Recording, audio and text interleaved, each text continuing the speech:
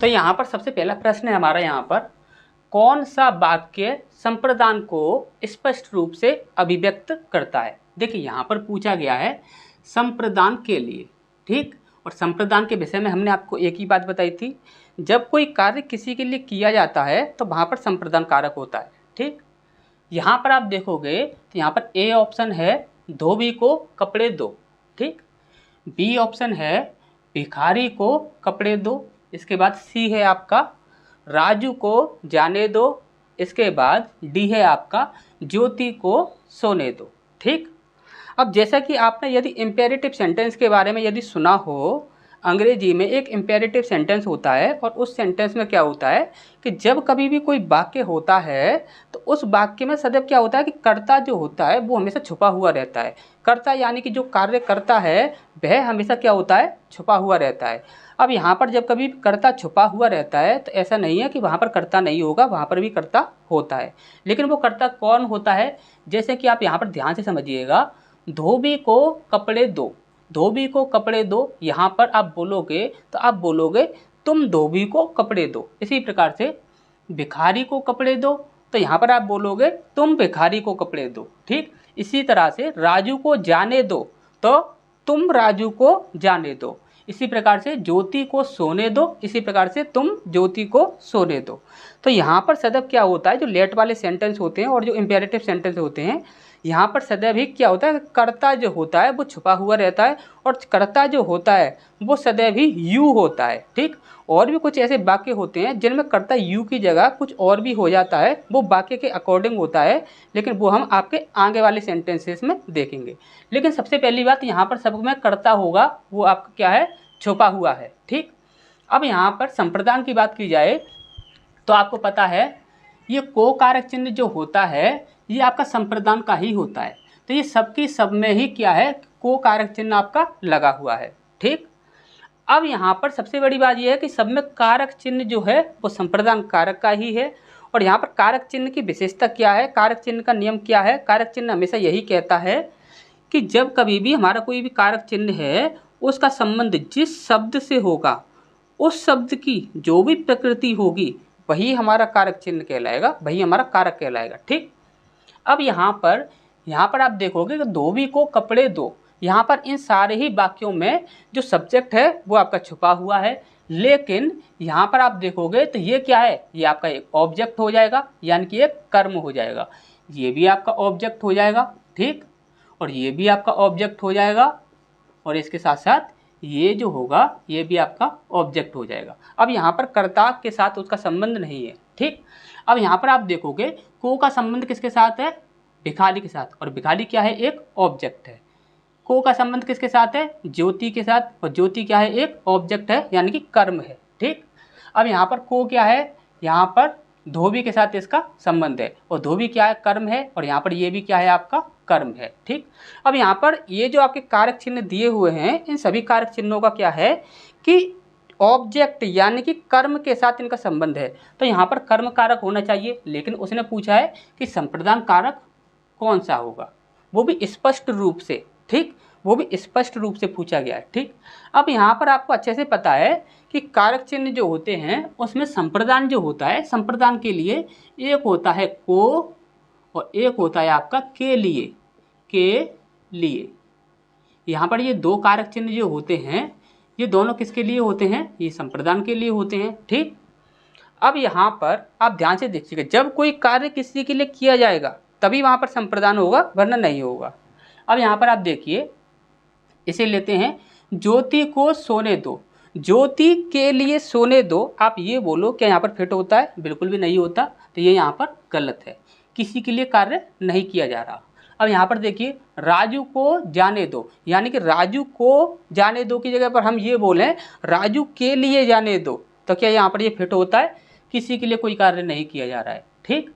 अब यहाँ पर धोबी को कपड़े दो, धोबी को कपड़े दो को यदि हम इस प्रकार से बोलें धोबी के लिए कपड़े दो, तो क्या ये हमारा फिट बैठता है? बिल्कुल भी फिट नहीं बैठेगा। कभी भी आप धोबी को कपड़े देते हो तो वो आपसे वापस ले लेते हो, आप उससे कभी उसके लिए कपड़े नहीं देते हो, उसे सिर्फ धोने के लिए कपड़े देते हो। ठीक, तो यहाँ पर ये भी क्या होगा, आपका गलत हो जाएगा, क्योंकि धोबी को यूज करने के लिए कपड़े नहीं दे रहे हैं, वो हमारे यूज करने के लिए हैं। वो सिर्फ कपड़े को धोएगा और वो हमें वापस कर देगा। ठीक, अब यहाँ पर आप देखोगे भिखारी को कपड़े दो। अब जब भिखारी को कपड़े दिए जा रहे हैं तो क्या आप उससे वापस लोगे? बिल्कुल भी नहीं कपड़े वापस लोगे। आप उसे एक बार दे दोगे तो उसी को यूज करने के लिए दे रहे हो, यानी कि जो आप कर्म कर रहे हो वो भिखारी के लिए ही कर रहे हो।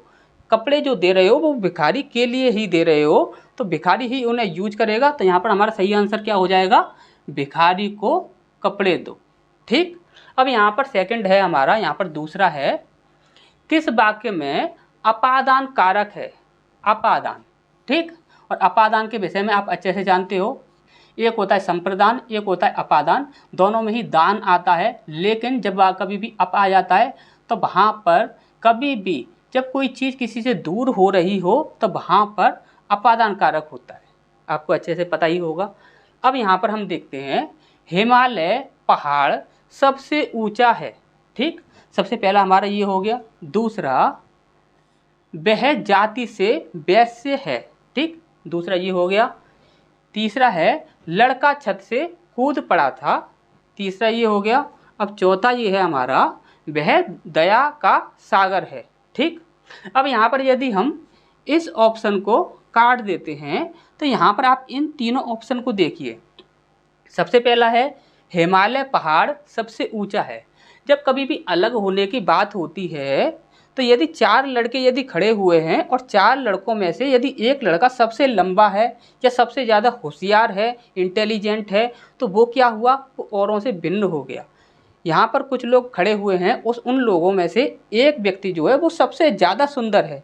तो जब वो सबसे ज़्यादा सुंदर है तो वो औरों से भिन्न हो गया, यानी कि क्या हुआ? वो औरों से अलग हो गया। तो यहाँ पर क्या हुआ? अपादान कारक हुआ। तो हम यह कह सकते हैं कि यहाँ पर हिमालय पहाड़ सबसे ऊंचा है, तो यानी कि वो और पहाड़ों से इस विशेषता में अलग हो गया। तो यानी कि ये हाँ, यहाँ पर क्या होगा? अपादान कारक हो गया। ठीक, अब दूसरा देखते हैं, वह जाति से वैश्य है। अब जाति के रूप में यदि देखा जाएगा तो औरों की जो जाति है उससे इसकी जाति क्या हुआ? भिन्न हुई, यानी कि ये औरों से क्या हुआ? अलग हो गया। तो यहाँ पर भी हम कह सकते हैं कि यहाँ पर क्या है? अपादान कारक है। ठीक, इसके बाद लड़का छत से कूद पड़ा था। हर कोई इसी ऑप्शन को पुट करता है। ठीक, लेकिन यहाँ पर भी आप देखोगे तो यहाँ पर भी अपादान कारक है, 100% अपादान कारक ही है। इनमें भी आपका 100% अपादान कारक ही है, लेकिन इसमें भी आपका अपादान कारक है। इससे हम यहाँ पर काट चुके हैं पहले ही। ठीक, अब यहाँ पर आप देखोगे तो ये पहला जो है इसमें भी अपादान, दूसरा देख रहे हो इसमें भी अपादान, तीसरा देख रहे हो इसमें भी अपादान। अब यहाँ पर इन तीनों में अपादान है, तब यहाँ पर क्या होता है? बहुत सारे क्वेश्चंस आपने ऐसे देखे होंगे आपके एग्जाम पेपरों में, प्रीवियस ईयर के एग्जाम पेपरों में, कि वहाँ पर चार ऑप्शन में से 2 या 3 ऑप्शन ऐसे रखे जाते हैं जिनमें बहुत ज़्यादा समानता होती है, बहुत ही ज़्यादा, और वहाँ पर सबसे ज़्यादा कन्फ्यूजन भी होती है। तो उस कन्फ्यूजन को दूर करने के लिए हमें सिर्फ एक ही कार्य करना होता है। उस कार्य को करने के लिए हमें क्या करना होगा कि उनमें जो भी आपके ऑप्शन होंगे जिनमें समानता दिखाई दे रही है, उन ऑप्शन में सबसे ज़्यादा जो पावरफुल ऑप्शन होगा हमें उसे टिक करना होता है। वहाँ पर आपको 2 या 2 से अधिक सही तो हो सकते हैं, लेकिन उनमें से सबसे ज़्यादा सही कौन सा है उसे हमें पुट करना होता है। ठीक, अब यहाँ पर हिमालय पहाड़ सबसे ऊंचा है, ये क्या है? अपनी विशेषता के आधार पर उससे अलग हो रहा है। ठीक, वह जाति से वैश्य है। अब ये जाति के रूप से अपनी जो आपकी विशेषता है, इसकी प्रकृति जो है, उसकी जाति जो है, उसके आधार पर औरों से अलग हो रहा है। ठीक, अब यहाँ पर सबसे ज़्यादा पावरफुल ऑप्शन कौन सा है? लड़का छत से कूद पड़ा है। अब वो छत से बिल्कुल अलग हो गया और वो बिल्कुल ही साफ दिख रहा है कि ये छत से बिल्कुल अलग हो रहा है, और यहाँ पर ये जो ऑप्शन है ये सबसे ज़्यादा पावरफुल है। तो हम हमेशा ही जो पुट करेंगे वो हमेशा ऐसे ही ऑप्शन को पुट करेंगे। ठीक, 2 चीज़ें आपको अच्छे समझ आ गई। तीसरा क्वेश्चन है हमारा यहाँ पर, राम अयोध्या वन को गए। ठीक, राम अयोध्या वन को गए, इस वाक्य में किस कारक का प्रयोग हुआ है? सबसे पहला है यहाँ पर हमारा करण कारक, दूसरा है यहाँ पर हमारा कर्ता कारक, तीसरा है यहाँ पर हमारा अपादान कारक और चौथा है यहाँ पर हमारा संप्रदान कारक। ठीक, अब यहाँ पर आप ध्यान से समझिएगा, राम अयोध्या वन को गए। ठीक, अब यहाँ पर आप देखोगे कि राम क्या है, यहाँ पर एक सब्जेक्ट है यानी कि एक कर्ता है। राम अयोध्या वन, यहाँ पर राम अयोध्या से वन को गए, यहाँ पर से होगा। ठीक है, राम अयोध्या से वन को गए। ठीक, अब यहाँ पर आप देखोगे तो यहाँ पर ये जो अयोध्या है और ये जो आपका वन है ये आपके हमेशा ऑब्जेक्ट ही रहेंगे। ठीक, ये बात आप अच्छे से जानते होंगे। ठीक, ये गया ये आपका वर्ब है। ठीक, तो यहाँ पर ये आपके कर्म है, ये आपका कर्ता है। और हमेशा ही क्या बोला जाता है, जब कभी भी किसी भी कारक चिन्ह का किसी शब्द से संबंध होता है तो उस शब्द की जो भी प्रकृति होगी वही हमें कारक बताता है। ठीक, यहाँ पर क्या है, को है और को का संबंध किसके साथ है, वन के साथ। अब वन क्या है, यहाँ पर ऑब्जेक्ट है। ठीक, अब यहाँ पर आप देखोगे तो सबसे पहली चीज़ तो हमने ये देखी, तो यहाँ पर क्या हुआ हमारा, यहाँ पर कर्म कारक हुआ। यहाँ पर कर्म कहाँ है, कर्म तो यहाँ पर है भी नहीं है। ठीक, अब यहाँ पर करण की बात की जाए, जब किसी के द्वारा जब कोई कार्य किया जाता है, जब किसी के द्वारा जब कोई क्रिया की जा रही है तो वहाँ पर करण कारक होता है, तो इसे तो हम बिल्कुल भी यूज नहीं कर सकते। ठीक, अब कर्ता की बात आ जाएगी तो कर्ता के साथ तो उसका संबंध नहीं है, तो यहाँ पर कर्ता भी क्या होगा, हट जाएगा यहाँ पर। अब यहाँ पर दो बचते हैं संप्रदान कारक। संप्रदान कारक में क्या होता है, जब किसी के लिए कोई कार्य किया जाता है, जब किसी के लिए कोई कार्य किया जाता है तो वहाँ पर संप्रदान कारक होता है, तो यहाँ पर ये भी हमारा माइनस हो जाएगा और बचा हमारा क्या, अपादान कारक। ठीक, अब यहाँ पर अपादान कारक हुआ क्यों, यहाँ पर और कोई ऐसा कारक आ जाता, यदि यहाँ पर कर्म कारक आ जाता तो वहाँ पर आप कैसे डिसाइड करते कि यहाँ पर कर्म कारक है या नहीं, अपादान कारक है या नहीं। अब ध्यान से समझिएगा, यहाँ पर राम अयोध्या से वन को गए। ठीक, अब यहाँ पर को का संबंध किसके साथ है, ऑब्जेक्ट के साथ है, तो वहाँ पर कर्म होना चाहिए, लेकिन कर्म ऑप्शन में नहीं है, तो यहाँ पर कर्म क्या है, गलत है। लेकिन हमेशा हमें याद रखना है, अयोध्या एक जगह हो गई। देखिए, अयोध्या एक जगह हो गई, राम अयोध्या से कहाँ पर गए, वन को गए, वन एक जगह हो गई। अब यहाँ पर अयोध्या से कोई इंसान यहाँ पर वन को जा रहा है, तो अयोध्या से तो वो दूर हो गया, अयोध्या से क्या हुआ, वह दूर हुआ। जब वह अयोध्या से दूर हो गया तो वहाँ पर क्या हुआ, अलग होने का भाव है, और अलग होने का भाव जहाँ कहीं भी होता है तो वहाँ पर क्या होता है, अपादान कारक। ठीक, आपको अच्छे से ये चीज़ समझ आ गई होगी। अब इसके बाद नेक्स्ट देखते हैं, हमारा चौथा प्रश्न है, क्रियापरक व्याकरणिक कोटि चिन्हित कीजिए। ठीक, यहाँ पर सबसे बड़ी चीज़ उसने यही बोल दी है कि चिन्हित, चिन्हों का प्रयोग कहाँ पर किया जाता है, तो आपका किया जाता है हमेशा कारक में। ठीक, यहाँ पर उसने एक ऑप्शन और रखा है, लिंग। लिंग में क्या होता है, लिंग की परिभाषा क्या होती है, लिंग क्या होता है, एक निशान या चिन्ह होता है, इसलिए उसने लिंग ऑप्शन भी रख दिया। लेकिन ये लिंग यहाँ पर ये क्या होगा, हमारा गलत हो जाएगा, और ये भी सारे हमारे क्या होंगे, गलत होंगे। ठीक, तो नेक्स्ट क्वेश्चन की ओर बढ़ते हैं। तो इसके बाद नेक्स्ट प्रश्न है हमारा यहाँ पर, मुख्य अतिथि के सम्मान में यह आयोजन किया गया है। ठीक, रेखांकित शब्द यानी कि ये वाला जो शब्द है, इस शब्द में कौन सा कारक है, ये हमसे पूछा गया है। तो सबसे पहला है आपका अधिकरण कारक, यानी कि मैं, पर, ऊपर, ये सारे जो सब कारक चिन्ह आते हैं वो सारे अधिकरण में आते हैं, आपको अच्छे से पता है। बी है आपका कर्ता कारक। ठीक, सी है आपका कर्म कारक और डी है आपका संप्रदान कारक। ठीक, अब यहाँ पर आप देखोगे तो यदि अधिकरण की बात की जाए तो अधिकरण तो आपका हो ही नहीं सकता। ठीक, क्योंकि यहाँ पर ये मैं दिया हुआ है, इसलिए आप ये समझो कि अधिकरण हो जाएगा। तो मैं का संबंध ऐसा कुछ भी नहीं है यहाँ पर कि अधिकरण की बात हो रही हो। और अधिकरण के लिए तो हमने आपसे हमेशा यही बात बोली है, जहाँ कहीं भी आपको इन, एट, ऑन, इस प्रकार की जो प्रोपोजिशन होती हैं, ये यहाँ पर भी आपकी पुट होंगी, वहाँ पर आपका अधिकरण होगा। ठीक, तो ये आपका गलत हो जाएगा। ठीक, अब यहाँ पर दूसरा है यहाँ पर कर्ता, तीसरा कर्म और चौथा संप्रदान। ठीक, अब यहाँ पर अधिकतर लोग समझते हैं कि यहाँ पर संप्रदान कारक है, लेकिन संप्रदान कारक क्यों नहीं है, यहाँ पर ये दान होगा। ठीक, ये संप्रदान होगा,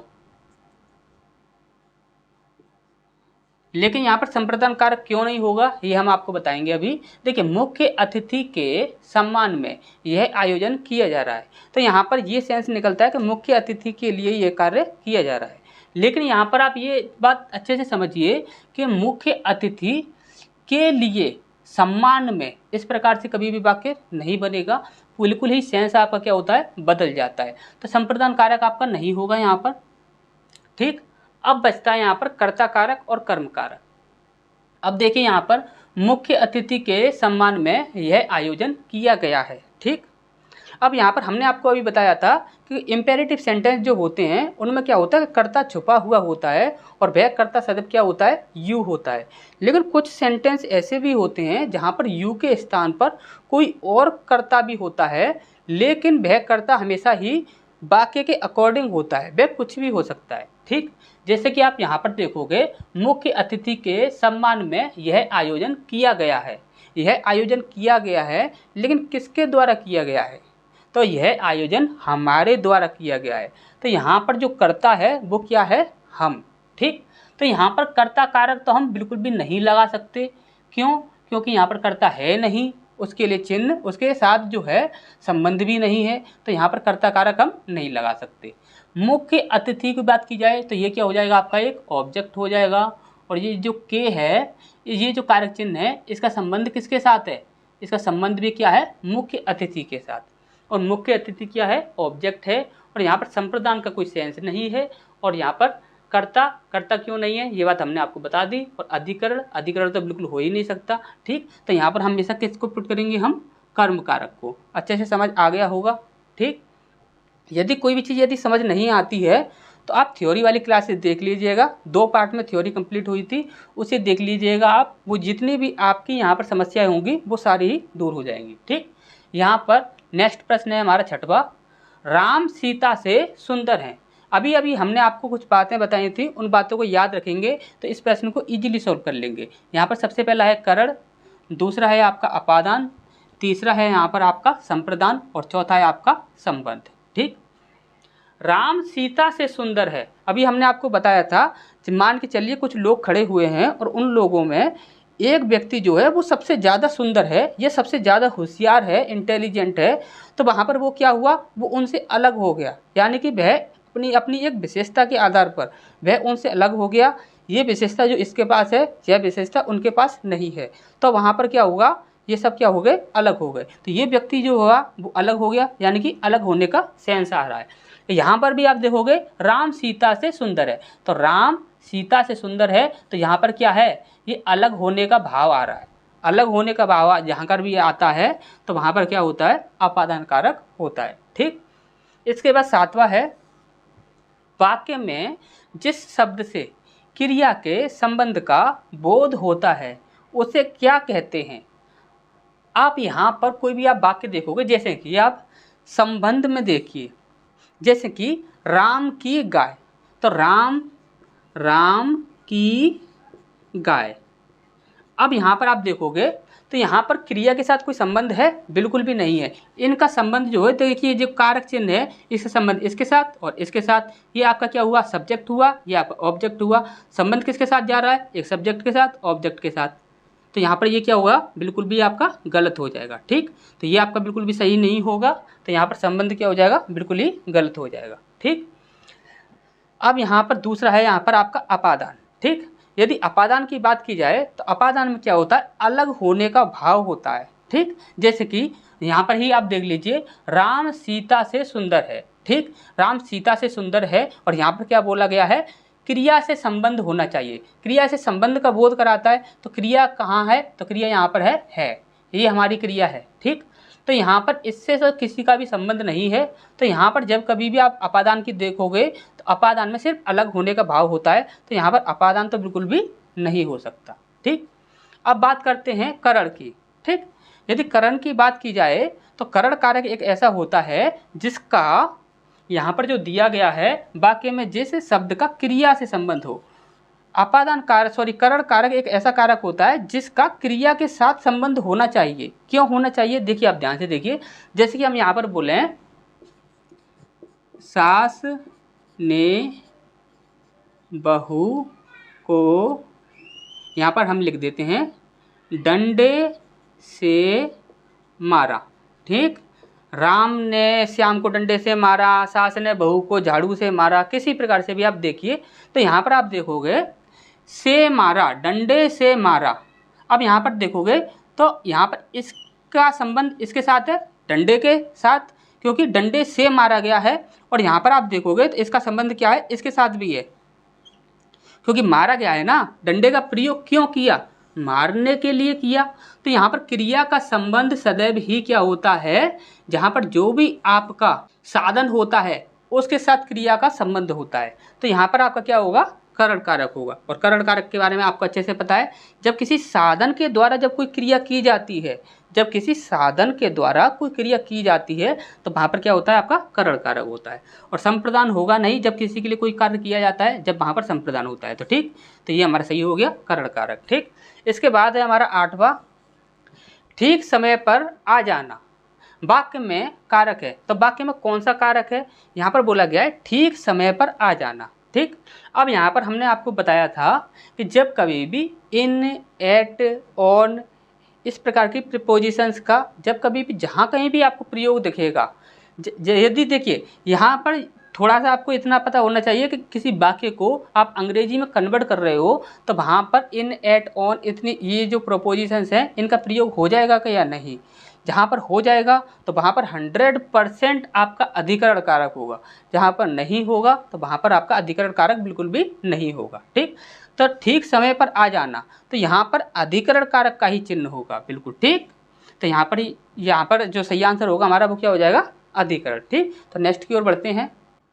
इसके बाद नेक्स्ट प्रश्न है हमारे यहाँ पर, निम्नलिखित में से कर्ता कारक, यहाँ पर पूछा क्या है, कर्ता कारक के बारे में। कर्ता कारक वाला वाक्य छाटिए, जहाँ पर कर्ता कारक होना चाहिए। ठीक, यहाँ पर है सबसे पहला है मोहन को जाने दो। ठीक, इसके बाद दूसरा है शीला को रोटी खिलाओ। ठीक, इसके बाद तीसरा है शाम को मत आना। ठीक, और इसके बाद चौथा है बेमा को पुस्तक दे दो। ठीक, अब यहाँ पर आप देखोगे तो यहाँ पर देखिए सबसे पहला वाक्य मोहन को जाने दो। देखिए ये जो चारों जो आपके वाक्य हैं, इन चारों वाक्यों में, ये चारों वाक्यों में ही आपका कर्ता जो है वो आपका छुपा हुआ है। कर्ता वह होता है जो कि कार्य को कर रहा होता है। यहाँ पर आप देखोगे कि मोहन को जाने दो, कौन नहीं जाने दे रहा, वो आपका कर्ता होगा। शीला को रोटी खिलाओ, तो कौन खिलाएगा, वह आपका कर्ता होगा। बेमा को पुस्तक दे दो, तो कौन पुस्तक देगा, वह आपका कर्ता होगा। और यहाँ पर शाम को मत आना, ये जो बोला जा रहा है कि शाम को मत आना, तो किसके लिए बोला जा रहा है, वो यहाँ पर नहीं है। ठीक, अब यहाँ पर शीला को रोटी खिलाओ, तो ये वाला जो आपका वाक्य होगा इसमें तो आपका बिल्कुल भी आपका कर्ता कारक नहीं होगा। ठीक, दूसरा बेमा को पुस्तक दे दो, अब बेमा को जो कोई पुस्तक देगा उसके साथ संबंध होगा यदि कारक चिन्ह का, तब वहाँ पर कर्ता कारक होगा। लेकिन यहाँ पर तो कारक जो कर्ता है वो आपका है ही नहीं। ठीक, अब इसके बाद यहाँ पर हमारे ये दो वाक्य बचते हैं, इन दोनों को देखिए। शाम को मत आना, अब आ कौन रहा है, आ कौन रहा है, तो ये हमको नहीं पता कि कौन आ रहा है। ठीक, तो यहाँ पर भी आपका कर्ता कारक नहीं होगा। अब आप बोलोगे कि यहाँ पर सर आपका यहाँ जो कर्ता है जो कि कार्य को कर रहा है वो तो यहाँ पर है ही नहीं। तो यहाँ पर आप ध्यान से देखिएगा, कर्ता यहीं पर है। जैसे कि कर्ता हमेशा कौन होता है, तो कर्ता हमेशा वो होता है जो कि क्रिया को करता है, जो कि कार्य करता है, वह कर्ता कहलाता है। ठीक, तो यहाँ पर मोहन को जाने दो, अब यहाँ पर जाने का जो कार्य है वो कौन कर रहा है, तो मोहन को जाने का जो कार्य कर रहा है वो तो मोहन ही करेगा ना। और क्रिया जो संपन्न करता है वही आपका क्या कहलाता है, कर्ता कहलाता है। तो यही हमारा क्या होगा, यहाँ पर सब्जेक्ट होगा और यहीं पर आपका क्या होगा, कर्ता कारक होगा। ठीक, तो यही आपका सही ऑप्शन हो जाएगा। ठीक, अब यहाँ पर आप देखोगे तो शीला को रोटी खिलाओ, तो शीला को रोटी कौन खिला रहा है, खिलाने का कार्य तो कोई और कर रहा है ना, तो इसलिए ये गलत है। बेमा को पुस्तक दे दो, पुस्तक देने का कार्य कौन कर रहा है, तो पुस्तक देने का कार्य तो कोई और कर रहा है, बेमा नहीं कर रही है, तो यहाँ पर ये इसलिए गलत है। ठीक, अब यहाँ पर शाम को मत आना। ठीक, शाम को मत आना, लेकिन कौन है वो जो शाम को नहीं आ रहा, तो वहाँ पर वो जो है वो यहाँ पर मेंशन ही नहीं है। जब वो यहाँ पर मेंशन नहीं है, अगर वो यहाँ पर मेंशन होता तो यहाँ पर हमारा कर्ता कारक हो जाता, लेकिन वो यहाँ पर मेंशन नहीं है तो इसलिए यहाँ पर भी कर्ता कारक नहीं है। लेकिन मोहन को जाने दो, मोहन ही है जो कि जाने का कार्य कर रहा है, इसीलिए यहाँ पर ये कर्ता है और यहाँ पर कर्ता कारक इसी के अंदर होगा। ठीक, समझ आ गया होगा। इसके बाद 10वां है आपका, मैं काम से जा रहा हूँ। ठीक, वाक्य में से कारक है, से जो कारक है ये कौन सा कारक है, ये हमसे पूछा गया है। ठीक, अब यहाँ पर पहला है संप्रदान कारक, संप्रदान कारक, दूसरा है यहाँ पर करण कारक, तीसरा है यहाँ पर अपादान और चौथा है यहाँ पर अधिकरण। ठीक, अधिकरण क्या वो होता है, जब आपका मैं, पर, ऊपर इस प्रकार का जब कभी सेंस आता है तब आपका अधिकरण होता है, तो अधिकरण तो यहाँ पर बिल्कुल भी नहीं होगा।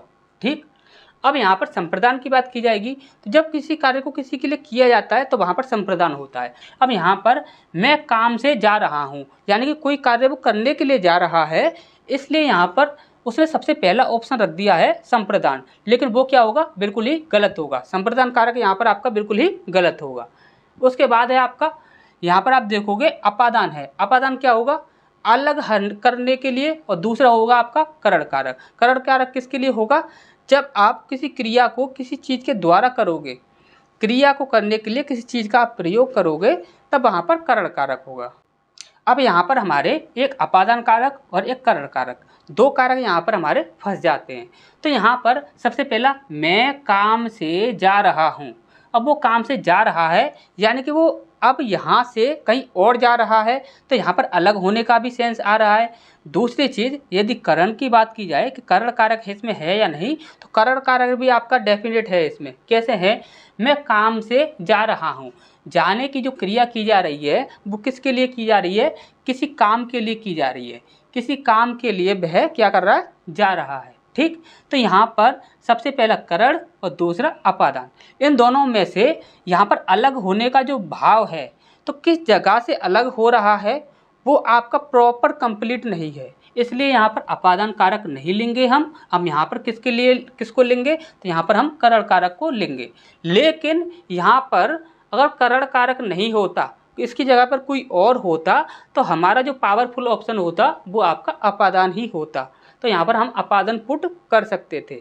लेकिन यहाँ पर जब करण कारक दिया हुआ है तो करण कारक ही हमें यहाँ पर लगाना होगा, क्योंकि जो क्रिया की जा रही है वो किसी न किसी के जरिए की जा रही है। ठीक, जाने का जो कार्य किया जा रहा है वो काम से किया जा रहा है, इसीलिए यहाँ पर क्या होगा, करण कारक होगा। ठीक, अच्छे से ये चीज़ समझ आ गई होगी। इसके बाद नेक्स्ट है, लोगों ने शोरगुल करके डाकुओं को भगाया, उपरोक्त वाक्य में कारक बताइए। सबसे पहला है यहाँ पर आपका कर्ता कारक, दूसरा है यहाँ पर आपका करण कारक, तीसरा है यहाँ पर आपका संप्रदान और चौथा है यहाँ पर आपका कर्म कारक। ठीक, अब आप यहाँ पर ध्यान से देखिएगा, लोगों ने यानी कर्ता कारक तो है। ठीक, अब यहाँ पर लेकिन हम कर्ता कारक है तो और भी तो हो सकते हैं, शोरगुल करके डाकुओं को भगाया। अब यहाँ पर एक ये कारक चिन्ह, एक ये वाला भी है और एक कारक चिन्ह हमारा ये वाला भी है, तो यहाँ पर ये क्या हुआ, आपका कर्ता कारक भी हुआ और यहाँ पर आपका क्या हुआ, कर्म कारक भी हुआ, क्योंकि ये आपका सब्जेक्ट है और ये आपका क्या है, ऑब्जेक्ट है। तो यहाँ पर एक कर्ता कारक भी हुआ और एक आपका कर्म कारक भी हुआ। लेकिन हम दोनों में से कैसे डिसाइड करें कि हम कर्ता कारक को लेंगे या कर्म कारक को लेंगे, तो यहाँ पर सीधा सीधा हमने आपको बताया था, जब कभी भी आप लाइन से याद करते हो कर्ता ने कर्म को करण से, इस प्रकार से जब कभी भी आप याद करते हो तो यहाँ पर जैसे कि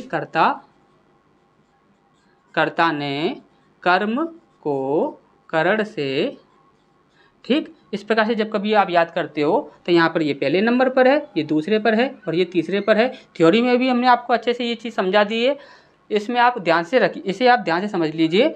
कर्ता है, कर्ता कारक है, अकेला यदि कर्ता कारक है तो यहाँ पर उसे कर्ता कारक ही लेंगे। यदि कर्म कारक भी आ रहा है और कर्ता कारक भी आ रहा है तो यहाँ पर हम कर्म कारक को ही लेंगे। ठीक, अब इसके बाद यदि कर्ता कारक भी आ रहा है, कर्म कारक भी आ रहा है और करण कारक भी आ रहा है, और हमने पिछली क्लासों में ऐसे एग्जाम्पल भी आपको कराए थे इससे पहले वाली क्लास में, तो करण कारक भी आ रहा है, कर्म भी आ रहा है और कर्ता भी आ रहा है, तो हम सिर्फ और सिर्फ करण कारक को ही लेंगे, इन दोनों को हम छोड़ देंगे। तीनों यदि आ रहे हैं तो ठीक। अब यहाँ पर क्या है, ये दोनों आ रहे हैं, पहला और दूसरा, तो हम किसे लेंगे, दूसरा लेंगे, यानी कि कर्म को लेंगे। ये आपका पहला वाला है और ये आपका दूसरा वाला है, तो हम किसे लेंगे, दूसरे वाले को लेंगे, यानी कि हम किसे लेंगे, कर्म कारक को लेंगे। ठीक, तो ये चीज़ आपको अच्छे से समझ आ गई होगी। नेक्स्ट देखते हैं। देखिए यदि ये चीज़ें आपको समझ नहीं आ रही हो तो थ्योरी वाली क्लास देख लीजिएगा, आपको बिल्कुल ही कंप्लीट सारी चीज़ें अच्छे से समझ आने लगेंगी। ठीक, किस शब्द में अधिकरण कारक का प्रयोग किया गया है। अधिकरण कारक के बारे में यहाँ पर बोला गया है कि अधिकरण कारक का प्रयोग किस में किया गया है। और अधिकरण कारक जिसमें इन, एट, ऑन, ये ऐसी प्रपोजिशन यानी कि मैं, पर, ऊपर, इस प्रकार की जो प्रपोजिशन होंगी वो फिट होंगी, तो ये आपका क्या होगा, अधिकरण होगा। ठीक, अब यहाँ पर सबसे पहला है आपका वाहनारूढ़, दूसरा है आपका सत्ताधीश, तीसरा है आपका रेखा चित्र और चौथा है आपका गंगाजल। यदि हमको इन सबके यदि हमें इन सबके अर्थ पता होंगे तो हम इनको अच्छे से सॉल्व कर सकते हैं। यदि हमको अर्थ पता नहीं होंगे तो हम अच्छे से इनको सॉल्व नहीं कर सकते हैं। यहाँ पर आपका समास का भी प्रयोग किया जाता है। ठीक, जैसे कि आप देखोगे यहाँ पर गंगाजल यानी कि गंगा का जल, तो यहाँ पर का प्रयोग हो रहा है, तो ये आपका बिल्कुल सही नहीं है। ठीक, रेखा चित्र यानी कि रेखा का चित्र, ये भी आपका बिल्कुल गलत हो जाएगा। इसके बाद बात करें हम सत्ताधीश। सत्ताधीश की बात करें तो सत्ताधीश का मतलब होता है जिसके हाथ में सत्ता होती है, जिसके हाथ में सत्ता होती है वह होता है सत्ताधीश। ठीक, तो ये भी आपका क्या हो जाएगा, गलत हो जाएगा। इसके बाद हुआ आपका वाहनारूढ़। वाहनारूढ़ इसका मतलब होता है कि वाहन पर आरूढ़, तो वाहन पर आरूढ़ का मतलब होता है कि वाहन पर आरूढ़, तो यही हमारा बिल्कुल सही हो जाएगा। रमा विद्यालय से घर जाती है, वाक्य में कारक है। जब कोई व्यक्ति या कुछ भी एक जगह से दूसरी जगह पर जाता है या एक वस्तु से या एक भाव से अलग होकर किसी दूसरे भाव में या किसी दूसरी वस्तु में या किसी दूसरे स्थान में चला जाता है तो वह क्या होता है, अलग हो जाता है। अलग होने के भाव में क्या होता है, सबसे पहला है आपका कर्ता, दूसरा है आपका कर्म, तीसरा है आपका संबंध और चौथा है आपका अपादान। तो आपको अच्छे से पता है कि अपादान जो होता है वही अलग होने का भाव देता है।